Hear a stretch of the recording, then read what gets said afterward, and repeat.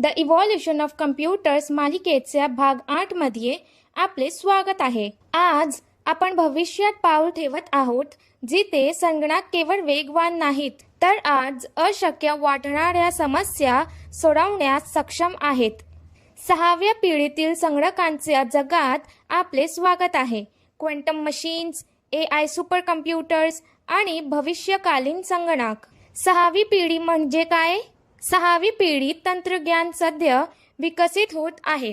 हे भविष्याचे युग आहे. मुख्य संकल्पना: प्रगत कृत्रिम बुद्धिमत्ता, क्लाउड अधिक एज संगणन, क्वांटम संगणक, स्वशिक्षण आणि स्वनिर्णय यंत्रे, ब्लॉकचेन आणि हायपर ऑटोमेशन, न्यूरल इंटरफेस, मेंदू अधिक संगणक लिंक.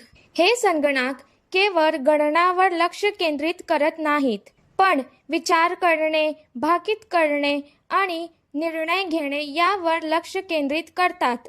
आजचे पारंपरिक संगणक बिट्स वापरतात, 0 किंवा 1. क्वांटम संगणक क्यूबिट्स वापरतात, एकाच वेळी 0 आणि 1. सोपे उदाहरण: पारंपरिक संगणक एका वेळी एक लॉक वापरतो. क्वांटम संगणक एकाच वेळी अनेक लॉक वापरतो. परिणाम: कल्पनेपलीकडे वेग. काही सेकंदात गुंतागुंतीच्या समस्या सोडवल्या. विज्ञान, वैद्यक आणि अवकाश संशोधनात क्रांती. त्यांना कोण घडवत आहे? जगातील सर्वात मोठ्या कंपन्या हे भविष्य घडवत आहेत. Google quantum AI, IBM Q systems, Microsoft quantum, Intel quantum lab, D-Wave systems. जागतिक शर्यतीतील देश: अमेरिका, चीन, जपान, भारत. संशोधन आणि विकास. भविष्यातील अनुप्रयोग: क्वांटम संचालित जग असे दिसू शकते. त्वरित औषध शोध, जलद औषध, हायपर स्मार्ट सेल्फ ड्रायव्हिंग वाहने, अटळ सायबर सुरक्षा, अत्यंत अचूक हवामान अंदाज, अंतराळ मोहिमा आणि ग्रह वसाहतीकरण, मेंदू संगणक इंटरफेस, न्यूरालिंक सारखे.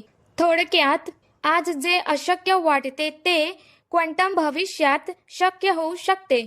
आव्हाने आणि धोके: मोठ्या शक्तीसोबत मोठी जबाबदारी येते. अत्यंत महागडे तंत्रज्ञान, अत्यंत कमी तापमानाच्या शीतकरण प्रणालींची आवश्यकता, विशेष वातावरणाची आवश्यकता, सायबर सुरक्षा धोका, सध्याचे एन्क्रिप्शन खंडित होऊ शकते.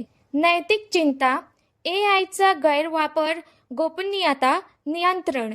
भविष्य उज्ज्वल आहे, परंतु काळजीपूर्वक नियोजन करणे आवश्यक आहे. तर मित्रांनो, 6वी पिढी फार दूर नाही, ती सध्या विकसित होत आहे आणि ज्याला हे तंत्रज्ञान समजते तो भविष्याचा मालक असेल. भाग 9 मध्ये आपण याबद्दल जाणून घेऊ.